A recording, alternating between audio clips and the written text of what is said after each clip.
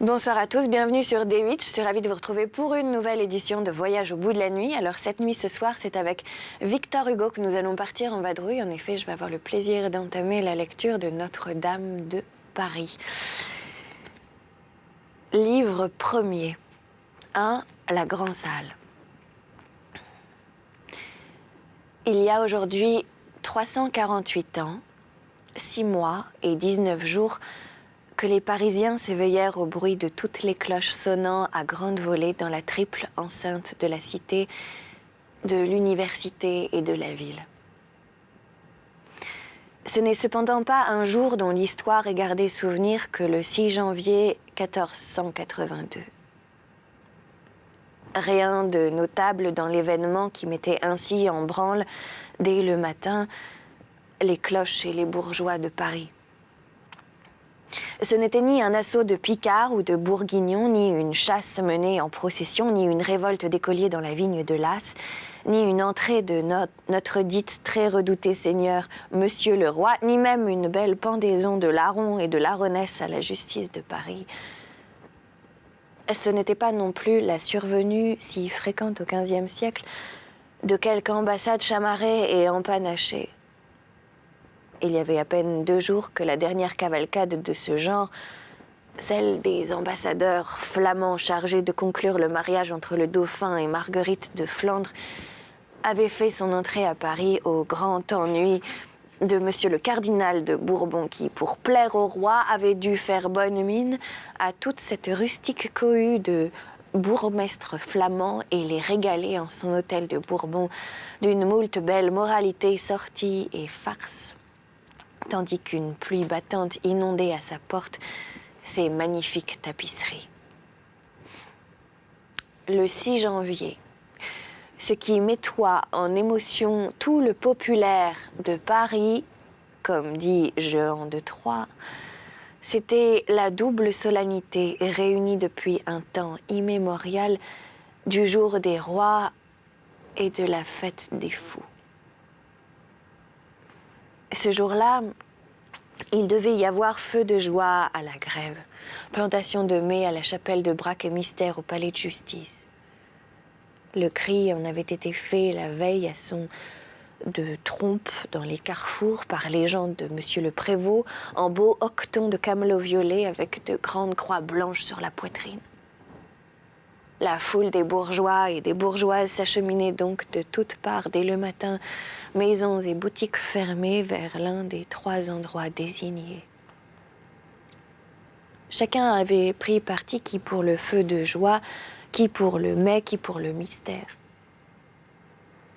Il faut dire à l'éloge de l'antique bon sens des badauds de Paris que la plus grande partie de cette foule se dirigeait vers le feu de joie, lequel était tout à fait de saison, ou vers le mystère qui devait être représenté dans la grande salle du palais bien couverte et bien close, et que les curieux s'accordaient à laisser le pauvre mai mal fleuri grelotter tout seul sous le ciel de janvier dans le cimetière de la chapelle de Braque. Le peuple affluait surtout dans les avenues du palais de justice, parce qu'on savait que les ambassadeurs flamands arrivés de la surveille se proposaient d'assister à la représentation du mystère et à l'élection du pape des fous, laquelle devait se faire également dans la grande salle. Ce n'était pas chose aisée de pénétrer ce jour-là dans cette grande salle, réputée cependant alors la plus grande enceinte couverte qui fût au monde. Il est vrai que Sauval n'avait pas encore mesuré la grande salle du château de Montargis. La place du palais, encombrée de peuple, offrait aux curieux des fenêtres l'aspect d'une mer, dans laquelle 5 ou 6 rues, comme autant d'embouchures de fleuves, dégorgeaient à chaque instant de nouveaux flots de têtes. Les ondes de cette foule, sans cesse grossis, se heurtaient aux angles des maisons qui s'avançaient çà et là, comme autant de promontoires dans le bassin irrégulier de la place. Au centre de la haute façade gothique du palais, le grand escalier sans relâche remonté et descendu par un double courant qui, après s'être brisé sous le perron intermédiaire, s'épandait à larges vagues sur des petites pentes latérales. Le grand escalier, dis-je, ruisselait incessamment dans la place comme une cascade dans un lac. Les cris, les rires, le trépignement de ces 1000 pieds faisaient un grand bruit et une grande clameur. De temps en temps, cette clameur et ce bruit redoublaient. Le courant qui poussait toute cette foule vers le grand escalier rebroussait, se troublait, tourbillonnait. C'était une bourrade d'un archer ou le cheval d'un sergent de la prévôté qui ruait pour rétablir l'ordre. Admirable tradition que la prévôté a léguée à la connétablie à la maréchaussée et la maréchaussée à notre gendarmerie de Paris. Aux portes, aux fenêtres, aux lucarnes, sur les toits, fourmillaient des milliers de bonnes figures bourgeoises, calmes et honnêtes, regardant le palais, regardant la cohue et n'en demandant pas davantage. Car bien des gens à Paris se contentent du spectacle des spectateurs et c'est déjà pour nous une chose très curieuse qu'une muraille derrière laquelle il se passe quelque chose. S'il pouvait nous être donné à nous, hommes de 1830, de nous mêler en pensée à ces Parisiens du XVe siècle et d'entrer avec eux tiraillés, coudoyés, culbutés dans cette immense salle du palais, si étroite le 6 janvier 1482, le spectacle ne serait ni sans intérêt ni sans charme et nous n'aurions autour de nous que des choses si vieilles qu'elles nous sembleraient toutes neuves.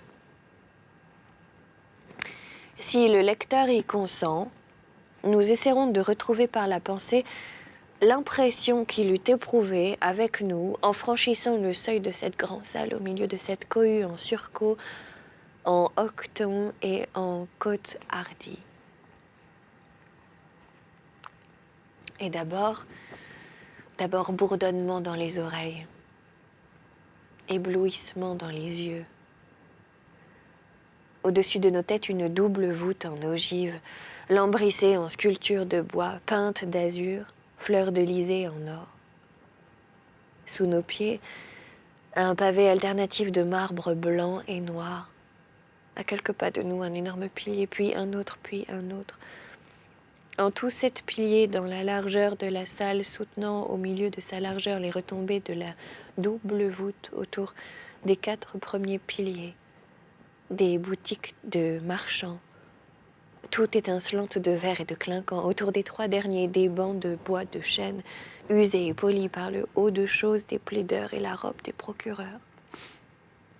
Alentour de la salle, le long de la haute muraille, entre les portes, entre les croisées, entre les piliers, l'interminable rangée des statues et tous les rois de France depuis Pharamond. Les rois fainéants, les bras pendants et les yeux baissés, les rois vaillants et bataillards, la tête et les mains hardiment levées au ciel. Puis, aux longues fenêtres ogives, des vitraux de 1000 couleurs, aux larges issues de la salle, de riches portes finement sculptées, et le tout voûte, piliers, murailles, chambranles, lambris, portes, statues recouverts du haut en bas d'une splendide enluminure bleue et or qui, déjà un peu ternie à l'époque où nous la voyons, avait presque entièrement disparu sous la poussière et les toiles d'araignée, en l'an de grâce 1549, où Dubreuil l'admirait encore par tradition. Qu'on se représente maintenant cette immense salle oblongue, éclairée de la clarté blafarde d'un jour de janvier, envahie par une foule bariolée et bruyante qui dérive le long des murs et tournoie autour des 7 piliers. Et l'on aura déjà une idée confuse de l'ensemble du tableau dont nous allons essayer d'indiquer plus précisément les curieux détails. Il est certain que si Ravaillac n'avait point assassiné Henri IV, il n'y aurait point eu de pièces du procès de Ravaillac déposées au greffe du palais de justice. Point de complices intéressés à faire disparaître les dites pièces. Partant, point d'incendiaires obligés, faute de meilleurs moyens, à brûler le greffe pour brûler les pièces et à brûler le palais de justice pour brûler le greffe. Par conséquent, enfin, point d'incendie de 1618. Le vieux palais serait encore debout avec sa vieille grande salle. Je pourrais dire au lecteur « Allez la voir !» Et nous serions ainsi dispensés tous deux, vous et moi, d'en faire une description telle. Ce qui prouve cette vérité neuve, que les grands événements ont des suites incalculables, il est vrai qu'il serait fort possible d'abord que Ravaillac n'eût pas de complice. Ensuite que ses complices, si par hasard il en avait, ne fussent pour rien dans l'incendie de 1618. Il en existe deux autres explications très plausibles. Premièrement, la grande étoile enflammée, large d'1 pied, haute d'une coudée qui tomba, comme chacun sait, du ciel sur le palais, le 7 mars après minuit. Deuxièmement, le quatrain de Théophile.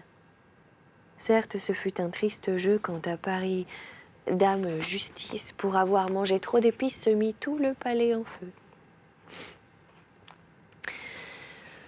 Quoi qu'on pense de cette triple explication politique, psychique, physique, pardon. Quoi qu'on pense de cette triple explication politique, physique, poétique de l'incendie du palais de justice en 1618, le fait malheureusement certain, c'est l'incendie. Il reste bien peu de choses aujourd'hui. Grâce à cette catastrophe, grâce surtout aux diverses restaurations successives qui ont achevé ce qu'elle avait épargné.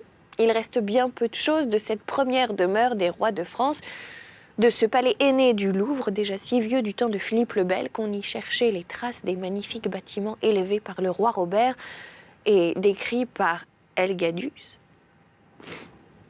Presque tout a disparu. Mais qu'est devenue la chambre de la chancellerie où Saint-Louis consommu son mariage? Le jardin où il rendait la justice, vêtu d'une cotte de camelot, d'un surcot de tyrtène sans manches et d'un manteau par-dessus de sandales noires, couché sur des tapis avec Joinville. Où est la chambre de l'empereur Sigismond? Celle de Charles IV, celle de Jean sans terre? Où est l'escalier d'où Charles VI promulgua son édit de grâce? La dalle où Marcel égorgea en présence du dauphin Robert de Clermont et le maréchal de Champagne? Le guichet où furent lacérées les bulles de l'antipape Bénédicte et d'où repartirent ceux qui les avaient apportés chapés et mitrés en dérision et faisant amende honorable par tout Paris. Et la grande salle avec sa dorure, son azur, ses ogives, ses statues, ses piliers, son immense voûte toute déchiquetée de sculptures. Et la chambre dorée, et le lion de pierre qui se tenait à la porte à genoux, la tête baissée, la queue entre les jambes comme les lions du trône de Salomon, dans l'attitude humiliée qui convient à la force devant la justice. Et les belles portes, et les beaux vitraux, et les ferrures ciselées qui décourageaient Biscornette, et les délicates menuiseries de Duancy. Qu'a fait le temps, qu'ont fait les hommes de ces merveilles? Que nous a-t-on donné pour tout cela, pour toute cette histoire gauloise, pour tout cet art gothique? Les lourds cintres surbaissés de Monsieur de Brosse, ce gauche architecte du portail Saint-Gervais, voilà pour l'art. Et quant à l'histoire, nous avons les souvenirs bavards du gros pilier encore tout retentissant des commérages des Patrus. Ce n'est pas grand-chose. Revenons à la véritable grande salle du véritable vieux palais. Les deux extrémités de ce gigantesque parallélogramme étaient occupées l'une par la fameuse table de marbre, si longue, si large et si épaisse que jamais on ne vit, disent les vieux papiers terriers, dans un style qui eût donné appétit à Gargantua, pareille tranche de marbre au monde.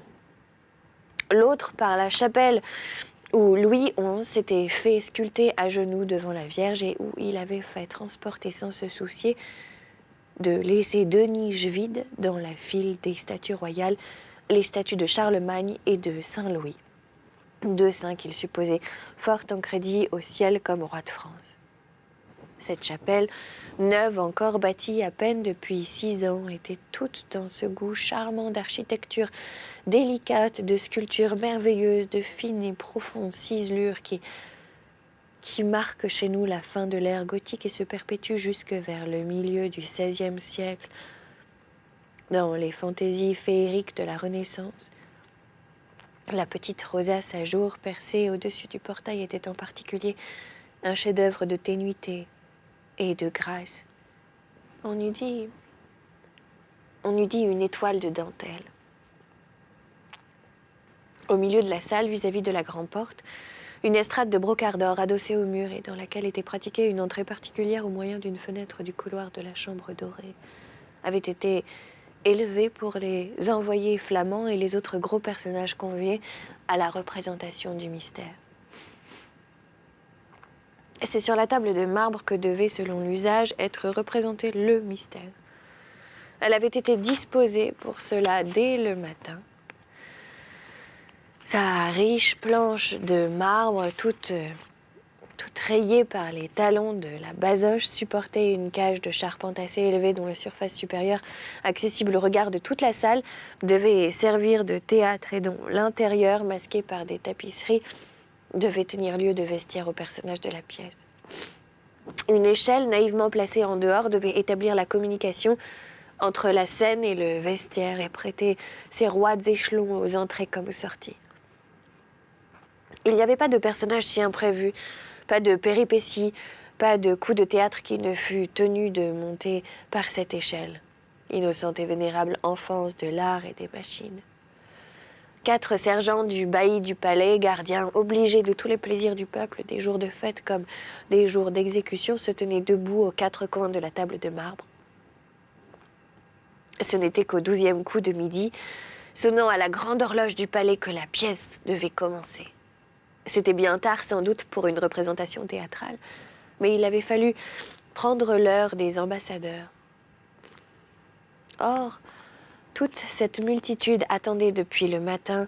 Bon nombre de ces honnêtes curieux grelottaient dès le point du jour devant le grand degré du palais. Quelques-uns même affirmaient avoir passé la nuit en travers de la grande porte pour être sûrs d'entrer les premiers. La foule s'épaississait à tout moment et, comme une eau qui dépasse son niveau, commençait à monter le long des murs, à s'enfler autour des piliers, à déborder sur les entablements, sur les corniches, sur les appuis des fenêtres, sur toutes les saillies de l'architecture, sur tous les reliefs de la sculpture. Aussi la gêne, l'impatience, l'ennui, la liberté d'un jour de cynisme et de folie, les querelles qui éclataient à tout propos pour un coup de pointu ou un soulier ferré, la fatigue d'une longue attente, donnait-elle déjà, bien avant l'heure où les ambassadeurs devait arriver, un accent aigre et amer à la clameur de ce peuple enfermé, emboîté, pressé, foulé, étouffé. On n'entendit que plaintes et imprécations contre les Flamands, le prévôt des marchands, le cardinal de Bourbon, le bailli du palais, Madame Marguerite d'Autriche, les sergents à verge, le froid, le chaud, le mauvais temps, l'évêque de Paris, le pape des fous, les piliers, les statues, cette porte fermée, cette fenêtre ouverte. Le tout au grand amusement des bandes d'écoliers et de laquais, disséminés dans la masse qui mêlait à tout ce mécontentement leur taquinerie et leur malice, et piquait, pour ainsi dire, à coups d'épingle la mauvaise humeur générale.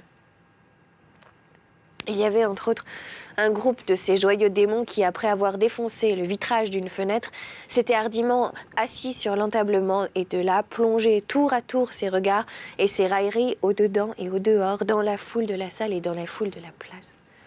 À leurs gestes de parodie, à leurs rires éclatants, aux appels goguenards qu'ils échangeaient d'un bout à l'autre de la salle avec leurs camarades, il était aisé de juger que ces jeunes gens clairs ne partageaient pas l'ennui et la fatigue du reste des assistants, et qu'ils savaient fort bien, pour leur plaisir particulier, extraire de ce qu'ils avaient sous les yeux un spectacle qui leur faisait attendre patiemment sur l'autre.